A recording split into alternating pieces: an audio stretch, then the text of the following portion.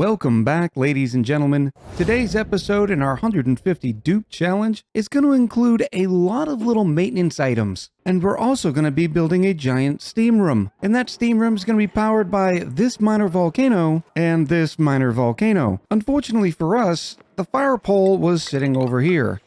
Well, we're going to have to insulate that whole side in, so we had to move the fire pole to the other side. So there's still some gaps going around everywhere as I transition over. Additionally, we finally put a carbon skimmer online. The setup's pretty simple. The carbon skimmer takes clean water and carbon dioxide and outputs polluted water. The water sieve then cleans that water and sends it back over to the carbon skimmer. We have a storage bin here for some sand and an auto sweeper to automate the whole thing. And this is the reason why we needed to bring the carbon skimmer online. The carbon dioxide was starting to get ridiculous. In fact, I think we can go ahead and open it up to this side of the base as well, so that the carbon dioxide here will start flowing. Additionally, we added on a little bit to our oxygen delivery system. This leg now goes a little bit further down. Looks like I still need to tie that one in. We also extended this oxygen leg here, and that way our metal refinery area will finally get some of the oxygen it needs, so the dupes don't have to keep running back and forth. The last line we're going to add is actually a new line from up over here. And the reason why we're grabbing this one is because we need one for Atmos suits. In fact, this one can just tie in right there, and we can separate it like that, so that this leg can come all the way down to here, where we're going to be feeding some Atmos suit docks. In fact, since this middle leg can't really keep up, we'll probably throw in a couple of vents off of it as well. The oxygen requirement for dupes getting in and out of this room is not going to be too bad. And since we're here, we're going to go ahead and set up a few of those docks now. Definitely not building them out of gold. We'll click the copper, put 2 of those down. We'll wait to put the Atmos suit checkpoint down until everything is set up and ready, and that way the dupes can still get in and out of here. We also finished an exosuit forge to be able to pump out some Atmos suits, and now that I'm looking at it, I'm realizing we built it out of gold. Let's go ahead and recover some of that gold, shall we? Also going on in the background, you can notice our food supplies are starting to get a little thin. In fact, some of our duplicants are eating muckroot. In order to combat this, we've added another row of dust caps and a ton more mealwood. And to summarize our food supply, right here you're looking at 30 duplicants worth of dust caps. And if we estimate for easy math that we have 40 tons of slime or 40,000 kilos, and each dust cap requires 4 kilos per cycle, that means the 72 dust caps we have right here are consuming 288 kilos per cycle. And with our 40 tons of slime, that gives us an estimated 138 cycles worth of fried mushrooms. And backing up the mushrooms, we are growing enough mealwood to feed the other 18 duplicants. So all said and done, just through farming, we're able to feed 48 dupes. This isn't counting the 2 ranches worth of omelets or our starvation Dreco farm either. So right now, I'm estimating that we have enough food for about 60 duplicants. Duplicant number 48 comes to us with building, researching, operating, and unfortunately a bottomless stomach. To offset that though, they start with exosuit training and duress to impress. Welcome to dupe number 48, Dead Man Gene. Duplicant number 49 is going to be another cook. We're cooking a lot of food right now, so I figured it's about time to start adding more cooks. They're uncultured and a caregiver, and their only negative is they're an irritable bowel. And no, the irony that the cook is named Icky Stew isn't lost on me. Welcome to dupe number 49. Icky Stew. Our last dupe in this batch is duplicant number 50. They are a wren who enjoys suit wearing. They're a night owl. They got germ resistance. They're a little squeamish, which might be the best negative trait there is. Welcome to dupe number 50, Victor Neves. Now, the great thing about Victor is their only interests are in exosuit training. And unlike the other 49 dupes, they all have very specific jobs. Victor is going to do it all. And it'll be nice to finally have somebody who enjoys being in a suit and doesn't suffer from that massive athletics penalty. Our 2 Atmos suits were just delivered, so I think we're finally ready to put the Atmos suit checkpoint on. Let's make sure it's going in the right direction. And now we won't have to worry about people holding their breath, getting sopping wet, or their eye irritation. That's about it for the stuff we've been doing in the background. Now it's time to conquer this area. As we were saying, we have 2 minor volcanoes. That means we need to clear this whole area out for some sort of magma deposit area. Then we're going to need to build a magma blade and then a steam room where we can strap a whole bunch of steam turbines to it. Now, the only reason we're doing this right now is we want to be able to run the geothermal power using the heat off of these volcanoes. Eventually, we'll have another use for the magma in its other form, igneous rock. For starters, we'll definitely be feeding these hatches for a long time because this is our coal supply. And we may decide that we're going to increase the amount of hatches. I'm not 100% sure on that. Like we just got done explaining, I think we're set for food for about another 140 cycles. We have from now until then to figure out what we're doing as far as long-term food supplies. But I figured since we're coring stuff out anyways, might as well get a proper power grid and power spine going, and it all starts right here. The first step is getting rid of all this polluted water, but we're definitely not just going to throw it away because water is far too valuable on this map. So what we're doing is we're pumping it all the way over to this water sieve. The water sieve cleans it, and then it gets sent all the way up here to be used to make oxygen.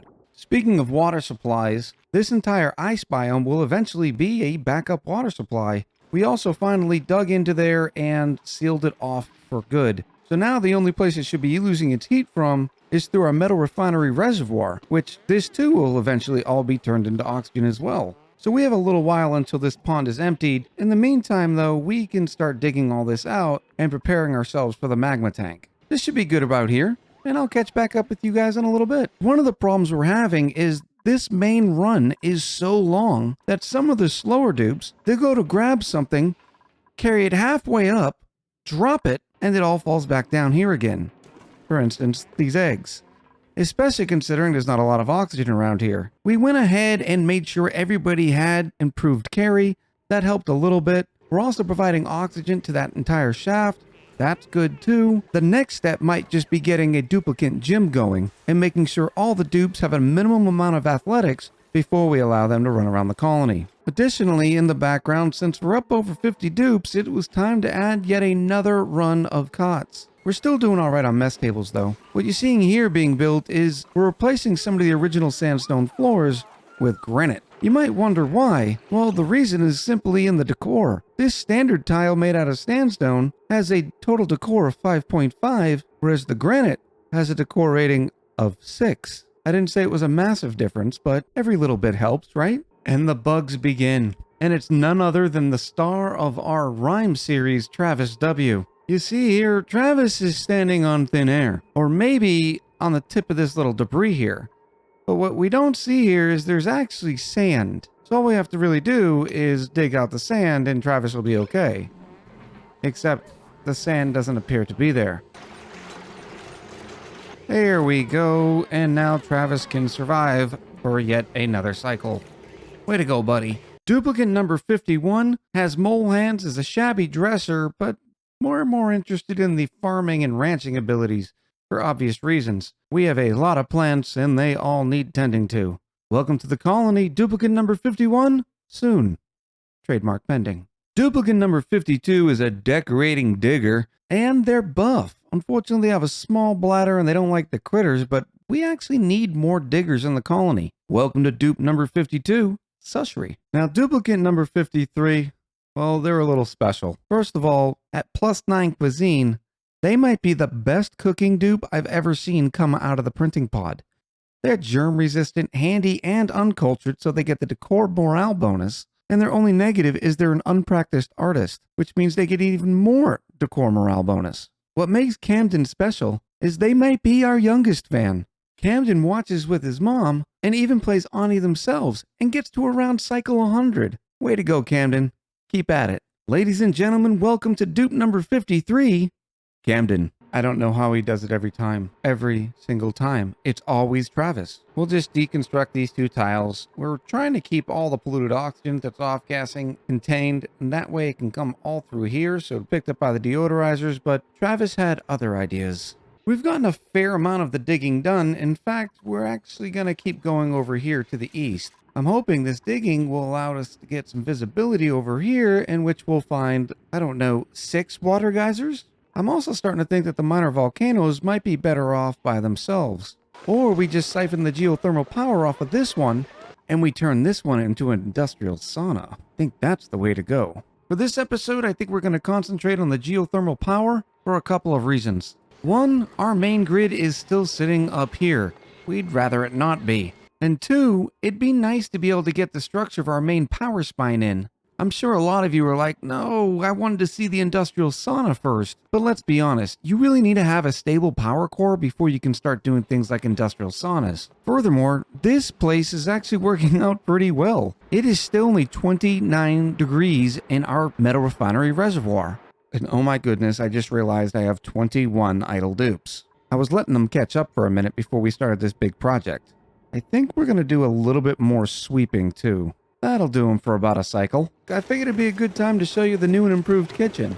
We added another electric grill. It also has the duplicate motion sensor, which we were pretty careful about where to put it, because this area of the base is sort of Grand Central Station. We don't want this thing staying on when dupes are just going up and down the ladder.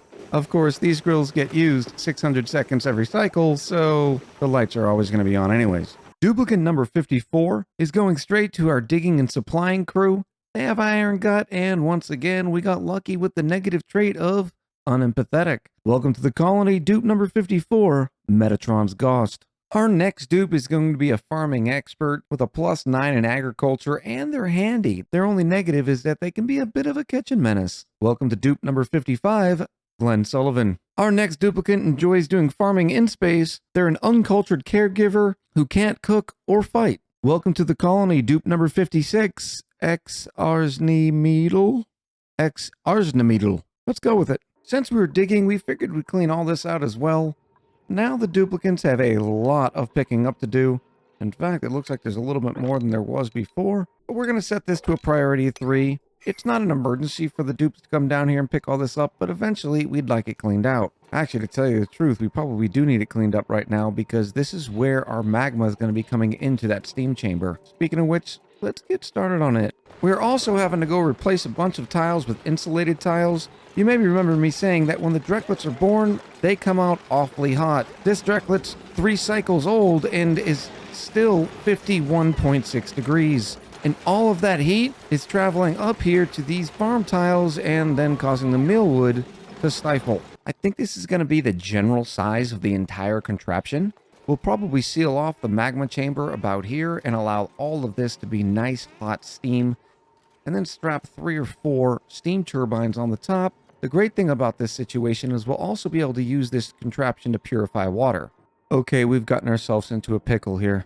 Duplicate number 2, John Mann, has fallen down the hole. Luckily, there is a little bit of oxygen down here for them to breathe. The bad news is this is a lot of digging to be able to get them out. Checking on Mr. Mann here, it looks like we're lucky in the fact that they just ate, and their bladder's at 57%, so what I think's going to happen is they're going to end up peeing themselves. Well, while we're in here, we might as well check out the personal teleporter. And here is our next planetoid, Smirial. Looks like it has a radioactive crust, small boulders, yada yada yada. Now we can't see much from the top here, except we can identify that radioactive crust. There's a bunch of uranium ore here on the very top of the planetoid. Eventually we'll get over here, but right now is not the time. Now to get John out, we're just going to go ahead and priority 9 this and make sure everybody does a max effort. Good thing too is John Mann is an excellent digger. We've gone ahead and activated emergency on some of these. John Mann has managed to get halfway through and not a single dupe had showed up. Finally, duplicate number 1, Miko, decided to help out, but then they left again. Thank you, Miko, for deciding to stick around this time. I swear I've seen this scene in a movie somewhere. And now John has freedom, and they're very happy for it. So this is the start of the magma chamber. Something to note is we're eventually going to have to put a tile right there, but we can't build it right now because we need to make sure dupes can get in and out. The key is, when you're building one of these, the tile itself starts the 10-tile magma blade. If we pause it here, we can draw out 10 tiles, and you see that the 10th tile is where the airlock is, and that way we can control the door. It opens, and just a little bit of magma will fall into this mesh tile. But once again, for now, we cannot build this. And on this side is going to be the giant steam room. Now, right now, this volcano is dormant, and that's good. The problem is we have to get everything vacuumed out here, dig this thing out, clean up the area, get the final touches on, and still analyze this volcano before it goes active. We're also going to have to put in a temporary water lock here. And the key to this water lock is it has to be on the outside of this chamber. That way when we seal it up, there's nothing else in here but vacuum and eventually magma. Once we get it airtight, we have 3 gas pumps responsible for taking everything out. Now, unfortunately, there's no chance that this one power line is going to be able to sustain this. We'll have some brownouts, but quite frankly, it's not a big deal.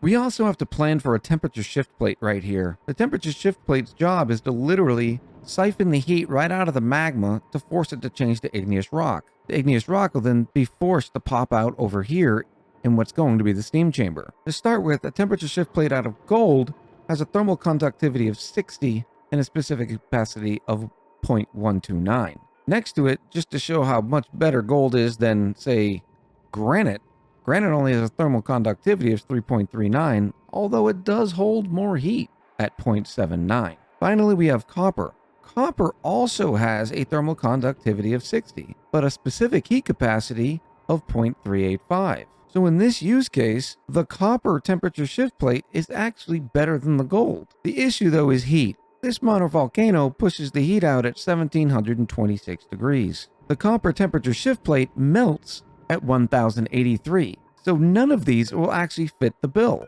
And even though this room will be filled with steam, which should help keep that temperature shift plate below its melting point, it's still not something that you want to mess around with.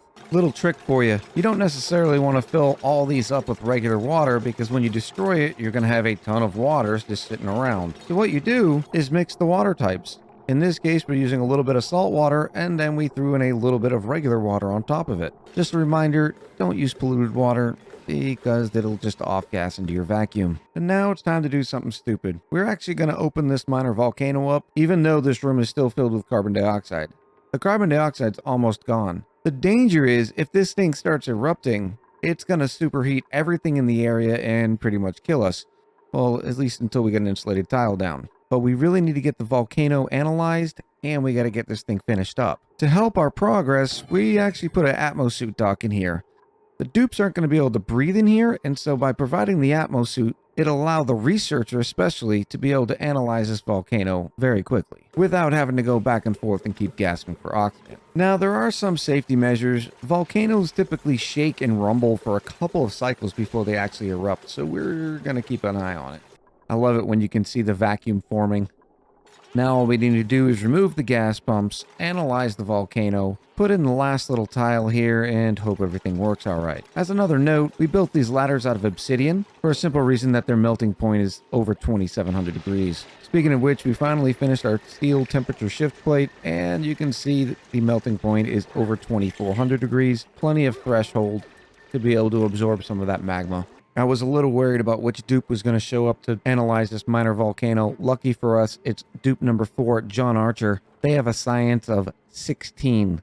They're going to be able to burn through that analysis pretty quickly. Now in the process of doing our final sweeps, we're just going to go ahead and empty the saltwater buckets. And that way we even start with a little bit of water in here. Now eventually we're going to have to clean out this entire steam room too. Right now it's not the priority, but we'll put all this infrastructure into place. And for the liquid lock, we're doing something extremely janky. It should work because this liquid lock is not going to have to be around for very long, but you can see there's absolutely no way for air to get through here. No way at all. We also need to find a home for these couple of sweetles here. Lucky for us, there's a whole lot of dust caps that wouldn't mind being tended to. And look at this, John Archer came through clutch. Next activity for this volcano is in 5.2 cycles. In other words, we need to hurry up. Ooh, look, we were given 12 data banks for analyzing the volcano. Well, that turned out just about as good as it was going to.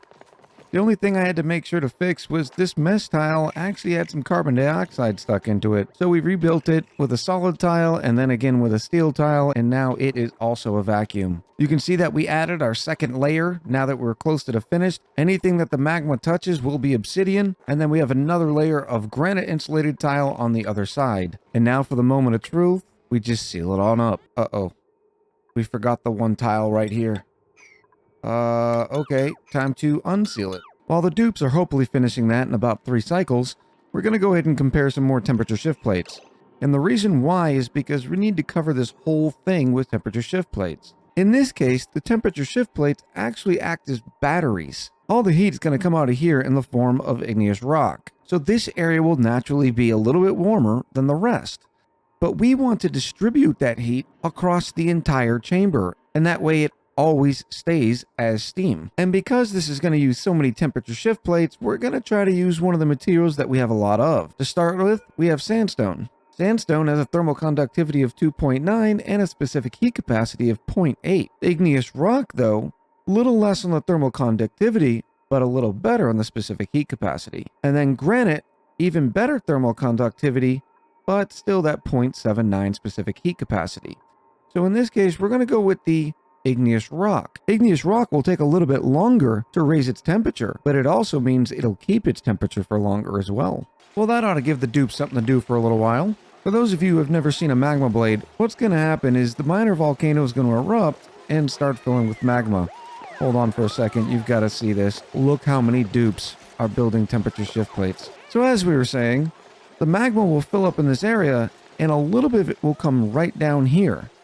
Well, from the starting point of this block, based on the magma's viscosity, it will spread out 10 total tiles. So on the very last tile is where we put our door. We will control when this door opens and closes, and just a little bit of magma will fall into this mesh tile. The mesh tile and the magma in it will exchange temperature with this temperature shift plate, which will force the igneous rock down here into our steam chamber. The next dupe enjoys decorating, ranching, and digging, and they also have the interior decorator trait. Unfortunately, for as good as they are at decorating, they don't know how to dress, because they have the shabby dresser trait. Welcome to dupe number 57, Cairath. The next dupe is a wren who's good at just about everything: ranching, cooking, decorating, loves the animals, they're a grease monkey, and not too bad on the negatives: small bladder and shabby dresser. Welcome to dupe number 58, Jose Almanza. Our next dupe is a digging, researching doctor with gourmet and germ resistance. Welcome to dupe number 59, Scirocco. Another great thing about using the liquid lock like this, it's such a small amount of water that you can mop it right back up. We're almost finished with the temperature shift plates. It actually went a lot faster than I thought it would. We've also installed our auto sweeper and conveyor loader system.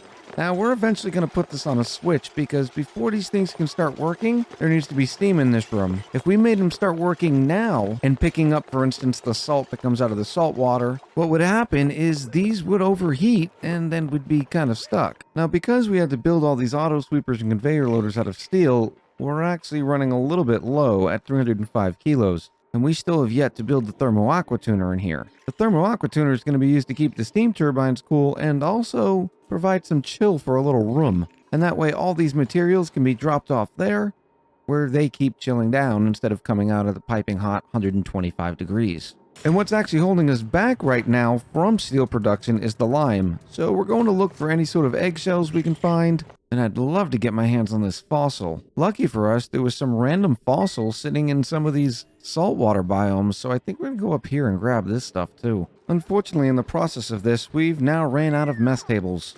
So it's time to add yet another mess hall, which means we need to move all of these mealwoods. Oh, don't worry about it. No one's actually suffocating. Well, they are suffocating. It's just not that serious. So what we did is moved a whole bunch of the mealwood over here. The temperature's just fine, and that way we can turn this entire area into yet another great hall. Well, now our steam room is vacuumed out, so now we can remove the gas pumps, all the gas piping, and then wait for another 300 kilos of steel to be able to put the thermo aqua tuner in. Oh yeah, we also have to put in a bunch of shipping rails. Now the rails are what's key in order to make sure that the temperature coming out of the igneous rock is going to be filtered around this entire area back and forth. Now you can get ridiculous with this and go all the way back and forth like this, but quite frankly, I don't think that juice is worth the squeeze.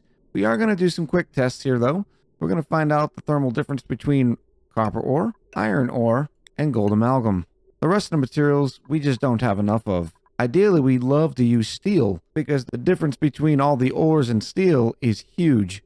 We just don't have enough of it. Starting off with conveyor rail made out of copper ore, thermal conductivity of 4.5, specific heat capacity 0.386.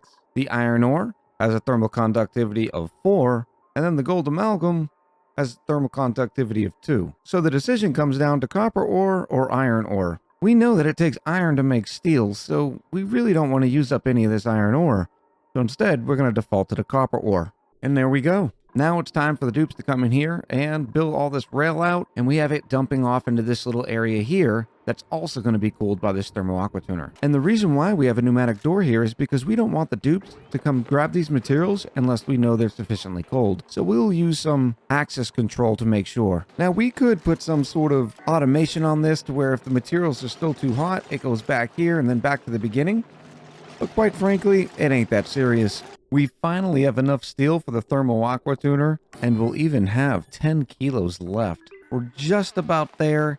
As soon as the rails are finished, I think we'll be ready to lock this up. And then we're going to dump some more liquid into here, which is connected directly to this liquid vent. Because as it stands, there's only a few hundred grams of salt water on the bottom here, but we want a lot more. Our next dupe's a Nicola, who enjoys farming. They also have a good bedside manner and are a bit uncultured. They're only negative. They're a pacifist. Welcome to the colony, dupe number 60, Catherine Killeen. The next dupe's a ranching, decorating, digging machine with iron gut and gourmet. Unfortunately, they're Luddite, but it's all right.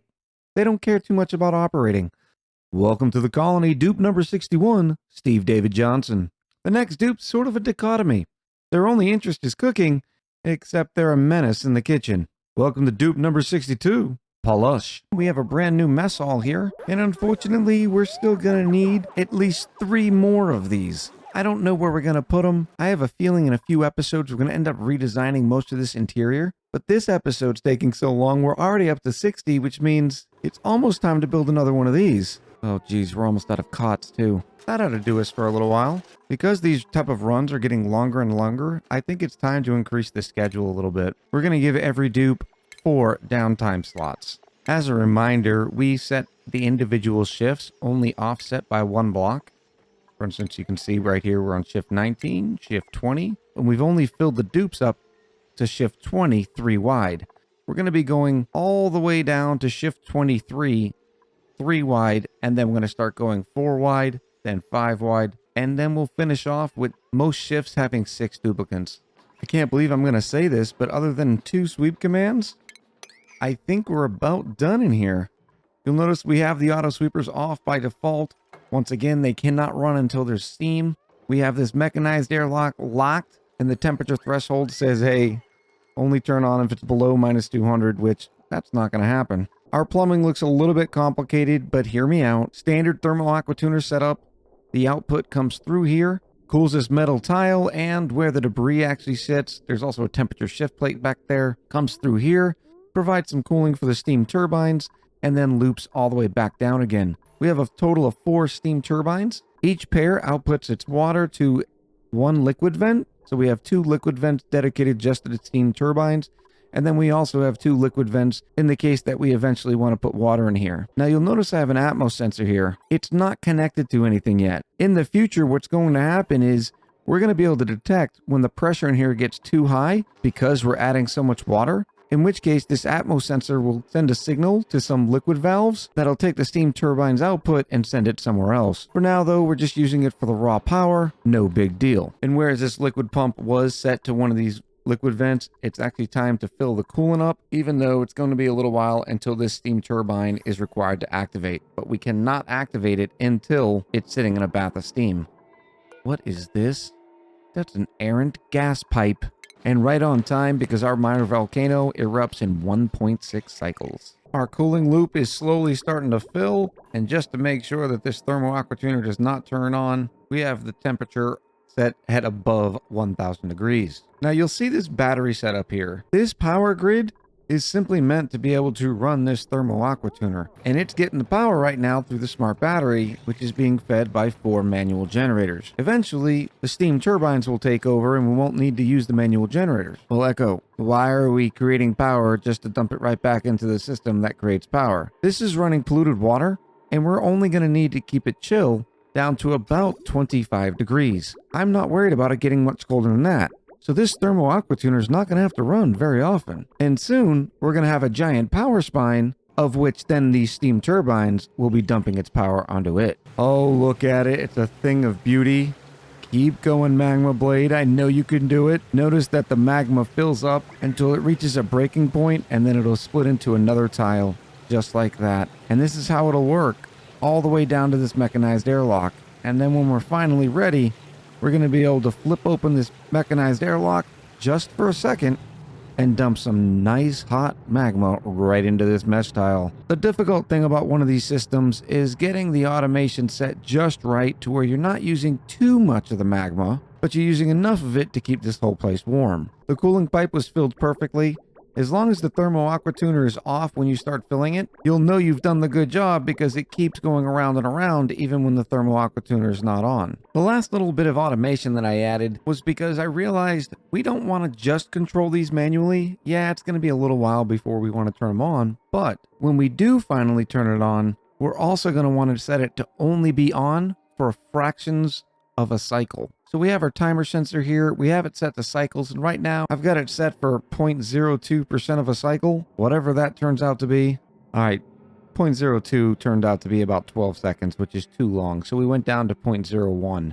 That way we know it's only grabbing just a little bit of the igneous rock, feeding it into the conveyor loader, and then transferring it all the way out. So now let's just add a little bit more salt water.